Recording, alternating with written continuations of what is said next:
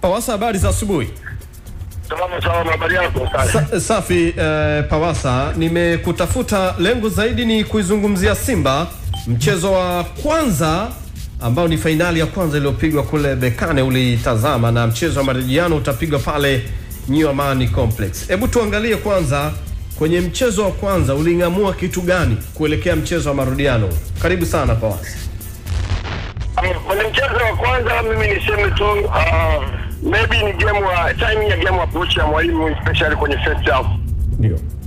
Nafikiri alienda akacheza open game kwenye kipindi cha kwanza, na aliona wale jamaa walikuja wakafanya high press, wakaongeza intensity ili waweze kupata magoli haraka, na lengo lao lilikwenda likafanikiwa. Lakini niseme tu ilikuwa ni game approach ya mwalimu. Tactically alikuwa mimi kwangu ningemshauri angerudisha timu nyuma, kwa sababu alikuwa hana cha kupoteza. Ilikuwa ni mechi ya kwenda kujilinda, ya kucheza kwa tahadhari, ili kuweza kutengeneza mazingira ya mechi ya pili, ya mkondo wa pili hii ambayo inakwenda kuchezwa Amani Stadium. Kwa hiyo mimi niseme cha kwanza ilikuwa ni tactical discipline ya timu general as a team, kwa kuweza kucheza open game. Lakini vile niseme tu pia nimpongeze mwalimu, amekuwa na kichwa kizuri cha kuweza kustudy au kuweza kusoma wapinzani wake ni jinsi gani wanacheza. Alifanyia marekebisho machache haraka iwezekanavyo na akafanikiwa. Kwa kipindi cha pili ukaona amestabilize, Simba amejaribu kucheza mpira, lakini ndio vile hawakuweza kufanikiwa tu kubadilisha mchanga kwa maana ya create chances na kuweza kupata walau goli moja au kuweza kusawazisha yale magoli yote mawili.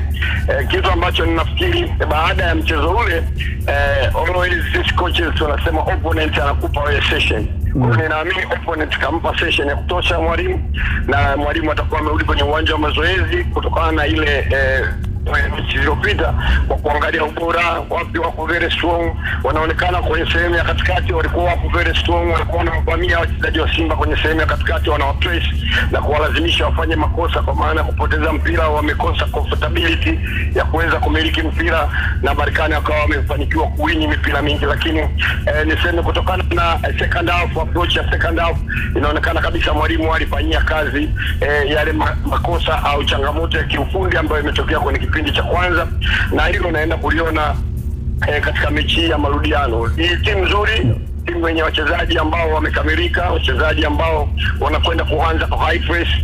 Ni kawaida ya timu za magharibi, hasa timu za Morocco, zinagawa mpira katika vipindi vinne. Dakika 25 za kwanza watakuja juu, watakupress. Ndicho ambacho kitakuja kutokea Amani, watakuja juu, watafute goli la tatu ili waweze kuwapa Simba mlima mkubwa kuweza kuvuka. Lakini vile wataprocess kwenye dakika za katikati, na huenda dakika za mwishoni tena halikadhalika kwenye second half. Dakika za kwanza huwa wanakuja hivyo, wanafanya high press, kwenye high intensity, wanakimbia zaidi juu, wanakuja kwenye eneo leo. So ni aina ya mwalimu yeye kujipanga wakati wanakuja high press. Basi tunabidi tuna kitu kinaitwa play out. Usiendelee tena kucheza pass fupi kwenye eneo letu au nje ya eneo la 18, kwa sababu wao wanakuja kutupress, na immediately wakichukua mpira wana wachezaji mafinisher wazuri ambao wanaweza kutuletea madhara. Naamini Simba watabadilika hivyo, na ninaamini kwenye uwanja wa mazoezi watakwenda kuifanyia high play out from the back sana, ili waweze wapige nyuma ya timu, kwa sababu wao tunaita high line, beki yao inasogea katikati ya uwanja. Kwa hiyo kwa maana kuna gap kubwa ambayo wanaliacha nyuma yao. Kama mwalimu anaweza kutumia flanks, mawinga wetu wa pembeni ambao wana speed, wanaweza kuwaya haraka kwenye eneo la mstari wa tatu la ushambuliaji, basi naona kabisa Simba wanaweza kufanikiwa. Na Pawasa, umezungumza vizuri sana. Huu ni ukweli usiopingika. Mnyama Simba akiwa ndani ya dimba la Benjamin Mkapa ni habari nyingine kweli kweli. Mashabiki wanaenjoy, na unaiona Simba mpya kabisa, Simba tishio, kwa sababu mifano ya kutosha tu Ahali wameangukia pua hapa na klabu kadha wa kadha katika mashindano haya ya kafu. Kwako uoni Simba kwenda New Amani Complex pengine ni pigo kwa mnyama Simba? Mimi ni mtu wa kwanza nilijaribu kuwatafuta viongozi wa Simba baada ya kusikia hizo habari za Amani Complex, kuwatoa wasiwasi. Nitakwambia ninayo rekodi ya pale ule uwanja nikiwa mchezaji wa klabu ya Simba. Mwaka 2002 sisi tunachukua Sekafa ambayo ilikuwa zamani tunaita East African ilikuwa inaitwa Sekafa hiyo kwa bingwa East Africa.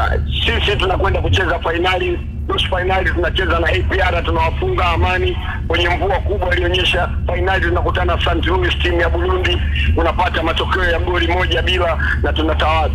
Amani Stadium, ukiangalia rekodi hata mechi za Simba na Yanga wenye Amani Stadium toka huko nyuma, toka mwaka 93 utaona katika uwanja wa Amani Simba amepata matokeo mechi nyingi zaidi. Mimi ninachoweza kujaribu kuwaambia wana Simba, sehemu ya Amani Complex ni sehemu salama zaidi kwa Simba kuliko hata vile ambavyo wao walikuwa wanafikiri Benjamin Mkapa. Yani when it comes in commercial, kwa maana ya biashara, Simba kupata kipato, it's okay. Naweza nikaungana nao kwa maana ya kupambania kwa Mkapa. Lakini when it comes ya kuhitaji kuweka legacy, kuweka kumbukumbu na heshima kwa Afrika, mimi kwangu sina mashaka hata kidogo na uwanja wa Amani. Wao wanachotakiwa sasa hivi wakabidhi wazee wa Zanzibar timu, wakabidhi wana Zanzibari timu, wana Zanzibari waichukue timu, waipokee, alafu waone nini kitakwenda kutokea hiyo siku ya tarehe 25. Hapo kwangu Amani ni sehemu salama zaidi kwa Simba, huenda maybe kwenye mechi ya finali kuliko hata hapo Benjamin Mkapa. Hapo unamaanisha nini kuwakabidhi wazee kule Zanzibar? Imenipita kidogo hilo.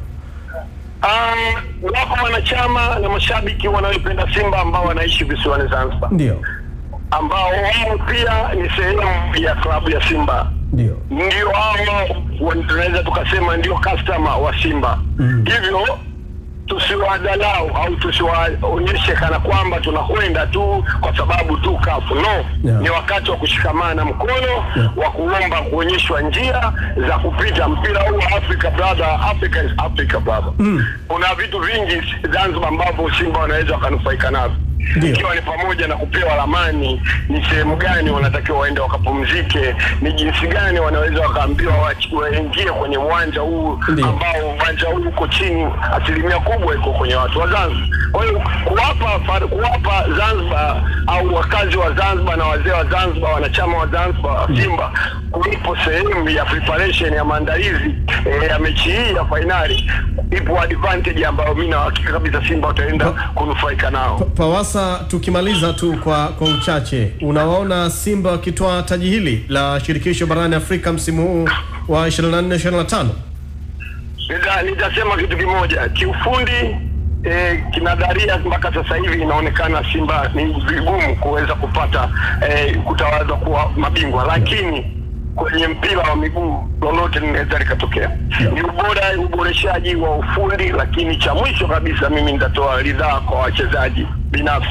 Nitakwambia sisi wakati tunawatoa Zamalek wakiwa mabingwa wa Afrika, wanaogopekwa mara 2 mfululizo wamekuwa mabingwa. Kama wachezaji tulikaa pale Cairo, tulikaa wenyewe chumbani, tukasema jamani, kila mmoja machozi, jasho la damu, jitoe kila kwa asilimia yako yote. Ukiumia wapo watu nje, tutasaidiana. Kwa hiyo wachezaji wote tukajiandaa kisaikolojia, tukawa tuko tayari kwa mapambano na Zamalek. No matter what, tunacheza kwenye ardhi yao, no matter wao ni mabingwa, lakini wanatumia miguu miwili na si miguu miwili, lakini kiufundi wanaweza wakawabeza kuliko sisi.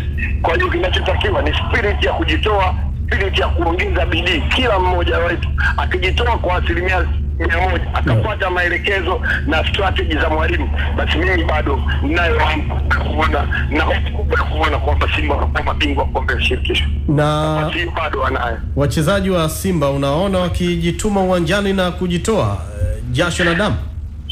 Nitakwambia kitu kimoja ambacho kimenipa surprise kubwa, kuanzia kwenye mechi ya Al Masry na mechi iliyopita. Ukiangalia hata wanapofanya makosa na kuadhibiwa goli, wamekuwa wakiitana, kuambiana kwamba kule ni kukosoana, jamani, hichi hapana, hichi kisifanyike tena, kisirudi. Kwa hiyo tayari inaonyesha spirit imeanza kuwa kubwa, na wao binafsi naamini kila mmoja wao wanataka kuweka heshima na kuweka legacy, kuna kuweka katika klabu ya Simba. Mimi kwa upande wa wachezaji sina shaka nimeona spirit yao imekuja juu tofauti na vile ambavyo walikuwa wameanza timu ilivyokuwa imeanza awali. Walimu walikuwa wanasema kweli bado naunganisha timu, spirit imekwenda juu, hamu ya kutaka kuwa mabingwa wanayo, motivation inaonekana iko kubwa nje ya mashabiki. Kinachobakia ni ufundi au tactic ya mwalimu, game approach ya mwalimu anapotaka tukacheze. Lakini kingine cha mwisho na ninasema sometimes wachezaji sisi tulikuwa tunajiita uwanjani jamaa imekataa hii nani ya mwalimu imekataa, tunafanyaje bwana? Sikilizeni mani kwa mani, mtu wa mtu ngadu kwa ngadu, kila mtu akamate tuone tushindane nao, pambane nao. Kwa hiyo na vitu vingine sometimes wachezaji huwa tunajiongeza wenyewe ili mradi Luis kuweza kupata. Kwa hiyo ndio maana nimesema include wachezaji ni sehemu ya ushindi wa hii mechi, ikiwa kwa sababu wao ndio watendaji wakuu na ndio wafanisi wakuu pale uwanjani. Naam, asante sana Boniface Pawasa kuungana nasi na nikutakia asubuhi njema. Shukrani. Asante. Naam, ni maoni mazuri hayo ambayo tumeyasikia kwa uzuri kwako Jessica Mhagama, huko tupate maneno mawili matatu afu turudi hapa tuanze kuyachakata haya maneno ya Pawasa ambayo ameyazungumza. Ni maneno mazuri, maneno ambayo yanahitaji pia mtazamo wa kamanda Jeffrey Evans pamoja na Sharaf Jr.